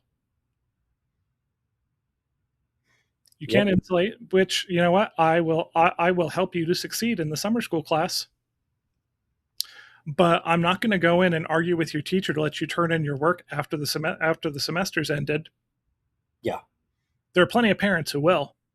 Sure. Yeah, they're not doing their kids any favors. No, they're teaching them that if you contact the right people and you wield the right influence, and if you browbeat people enough, that you can get away with not having consequences to your actions. Yeah, and unfortunately, you can watch society and see that happen. Yeah, I'm gonna say we've seen a whole lot of adults find themselves in handcuffs because they finally ran into something that they could not bluster their way out of.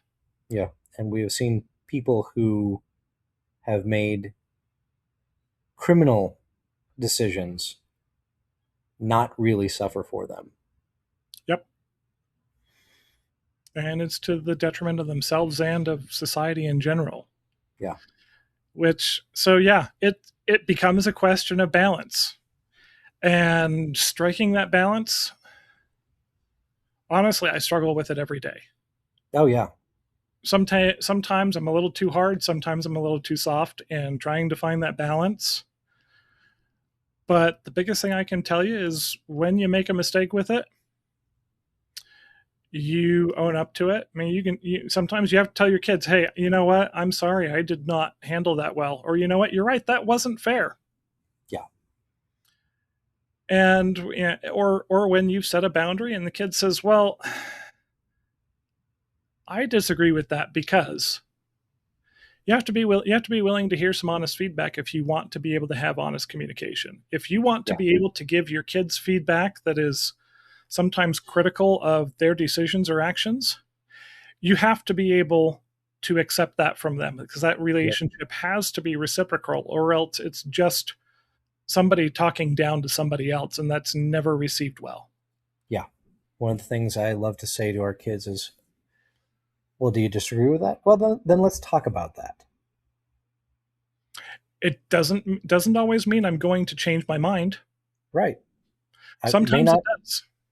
yeah, it may not change the outcomes at all, but we'll have talked about it. And I'm willing to make sure that we are understanding each other. Yep.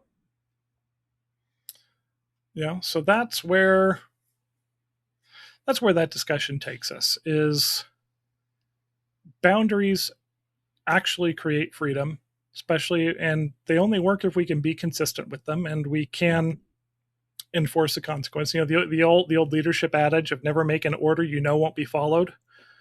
Yep. Brought that up before. So you've got to be reasonable. You've got to be willing to have feedback going both ways. And you work to strike the balance, which is not only going to be different for every household, it's going to be different with every kid. Yeah. And it can be different from day to day.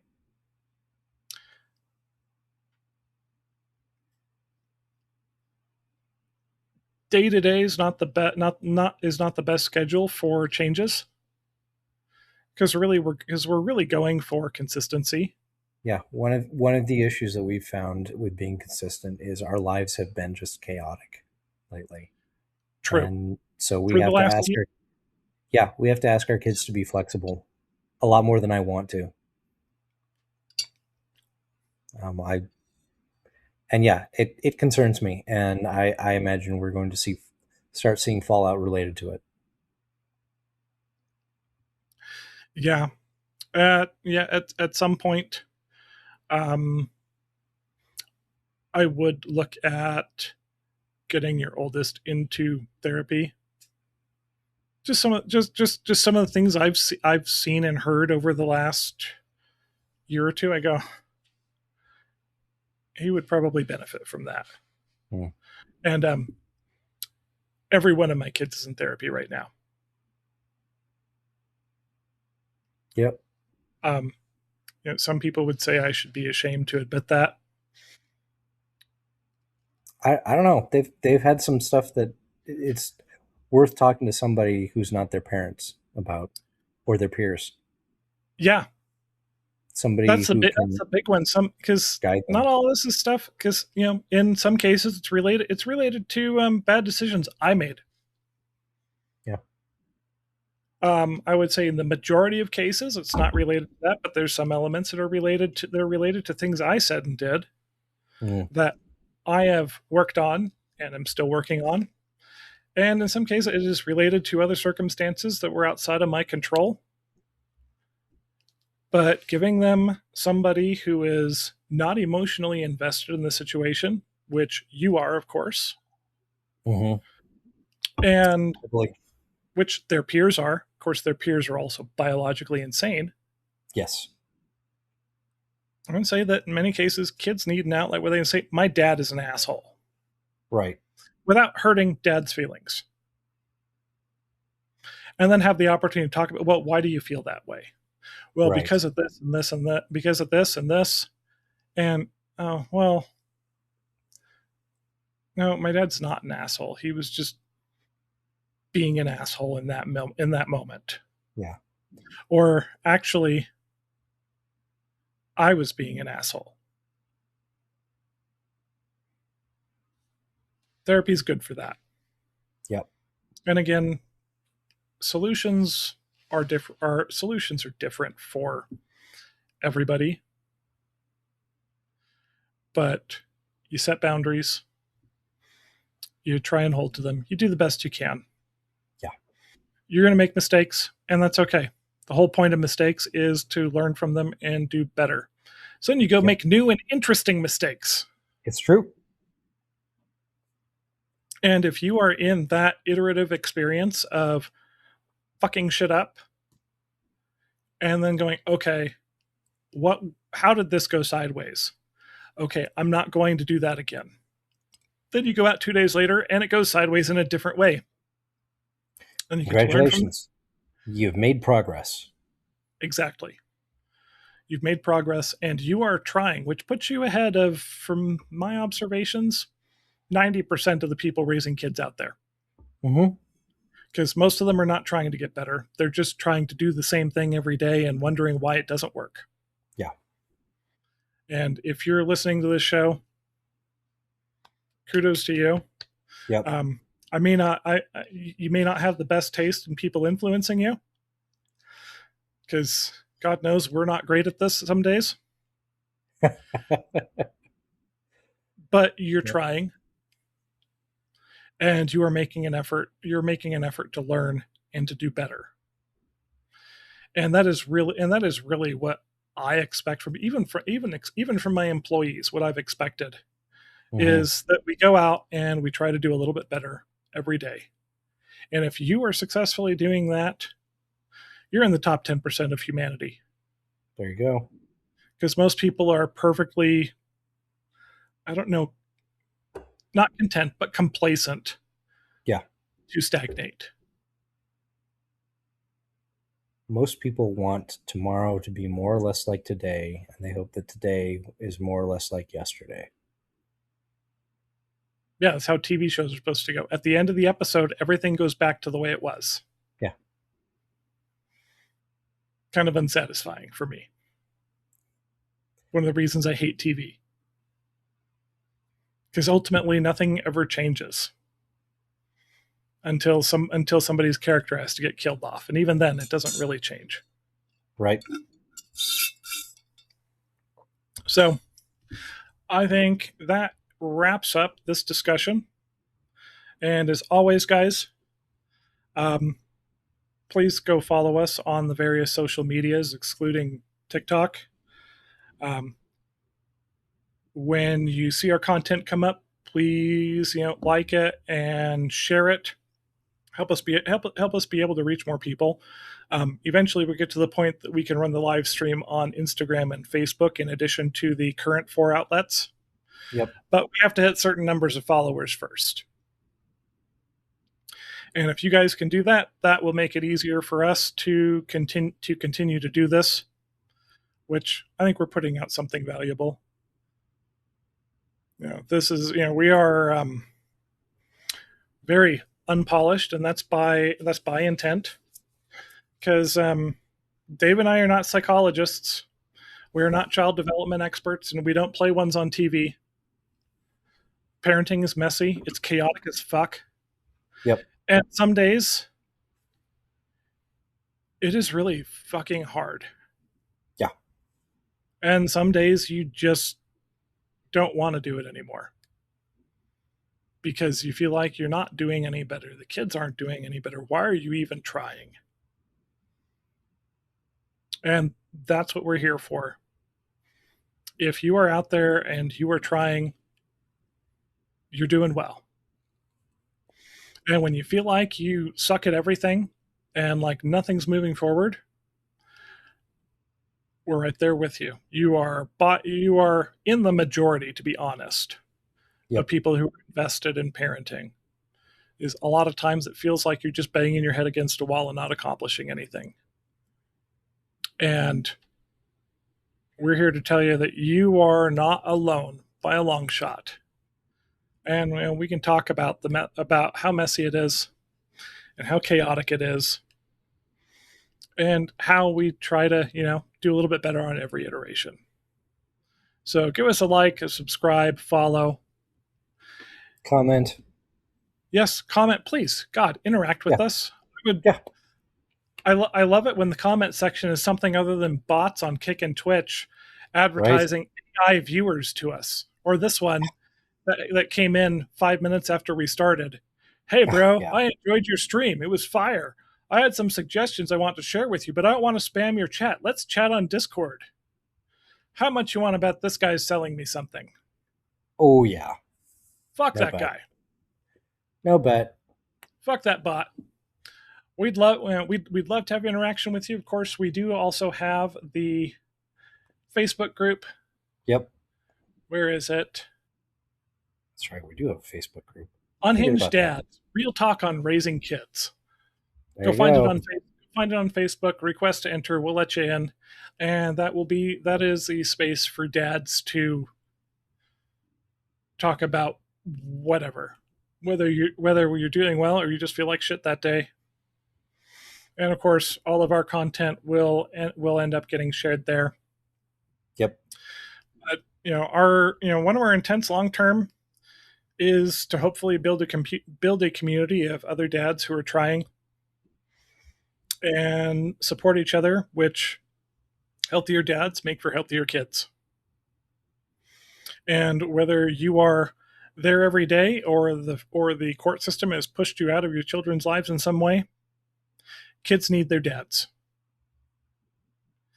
We're never going to delve hard into that whole custody battle side of things, because that's just not our vibe, and there's a lot of people who are talking about that every day. Yeah. I will leave it at all the data shows, with very, very few exceptions, kids need their dads. And we are here for the dads who are trying to be there. Whether you're being allowed to or not. Yep. The fact that you're trying. So that all of us together, we do better, we be better. And, we are not alone. There's a lot of us. We're breaking cycles who are trying to do better than any generation before us. And I think more often than we'll give ourselves credit for, succeeding.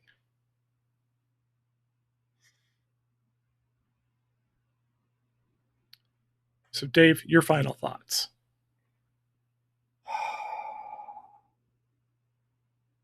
Healthy boundaries are one of the most important things you can do for your children and for your relationships in general, especially with the kids, especially with the spouse, especially with their parents and your parents.